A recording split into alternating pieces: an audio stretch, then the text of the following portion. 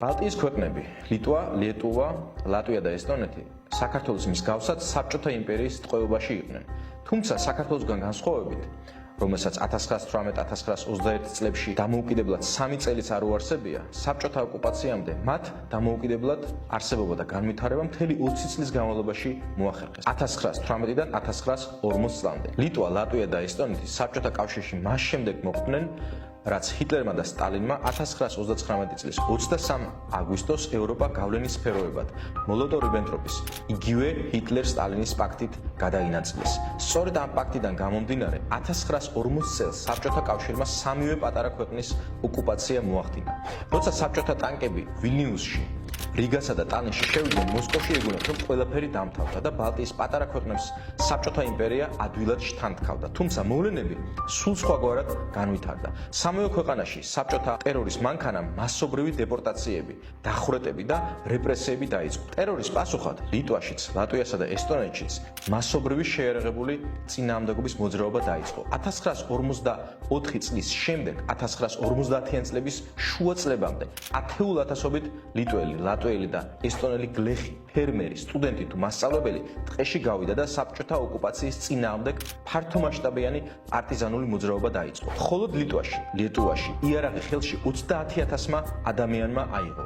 ესტონეთში და ლატვიაშიც ათასობით ადამიანი სრულიად უიმედო სიტუაციაში ებრძოდა საბჭოთა ოკუპაციას და მომავალ თაობებს თავისუფლებისთვის ბრძოლისა და გაუტეხლობის გასაოცარი მაგალითები დაუტოვა. როგორც თვითმხილველები იხსენებენ, ლიტვაში წინააღმდეგობის მოძრაობა იმდენად დიდი იყო, რომ განსაკუთრებით რეგიონებში საბჭოთა ხელისუფლება მხოლოდ ღირსით ახერხებდა მოქმედებას, ღამით კი ვითარებას სრულიად აკონტროლებდნენ პარტიზანები.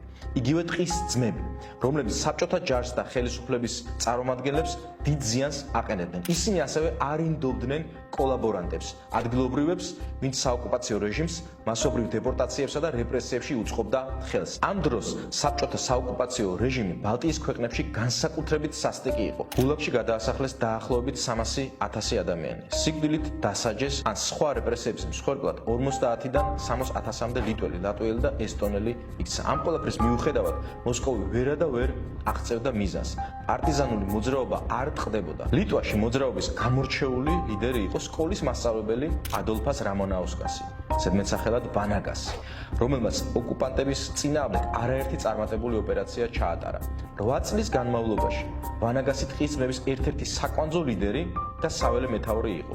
იგი მხოლოდ 1956 წელს ჩაიგდეს ხელში, აწამეს და დახვრიტეს, თუმცა მან არ გასცა არც ერთი თანამებრძოლი და არაფერი აღიარა. ლიტველი, ლატვიელი და ესტონელი ხალხების გმირულ წინააღმდეგობას დიდი საერთაშორისო მნიშვნელობაც ჰქონდა.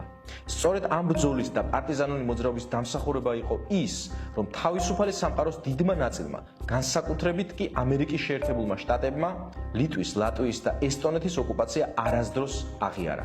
50 წლის განმავლობაში ამერიკულ ოფიციალურ რუკებსა თუ დოკუმენტებში ბალტიის ქვეყნები მოიხსენიებოდა როგორც დამოუკიდებელი, თუმცა დროებით ოკუპირებული ქვეყნები და არა როგორც საბჭოთა რესპუბლიკები. ვაშინგტონში, ლონდონსა თუ ოტავაში ფუნქციონირებას განაგრძობდნენ ბალტიის ქვეყნების საელჩოები. ტყის ძმების ბრძოლა და გაუტეხლობა. უკვე 10 წლეულების შემდეგ ლიტვაში, ლატვიასა და ესტონეთში დაწყებული ეროვნულ-განმათავისუფლებელი მოძრაობის შთაგონების წყაროდ იქცა. ამავე დროს ბალტიის ქვეყნების ოკუპაციის არ აღიარებამ განაპირობა მათი საერთაშორისო აღიარება უკვე 1991 წელს საბჭოთა კავშირის ფორმალურად დაშლამდეც კი.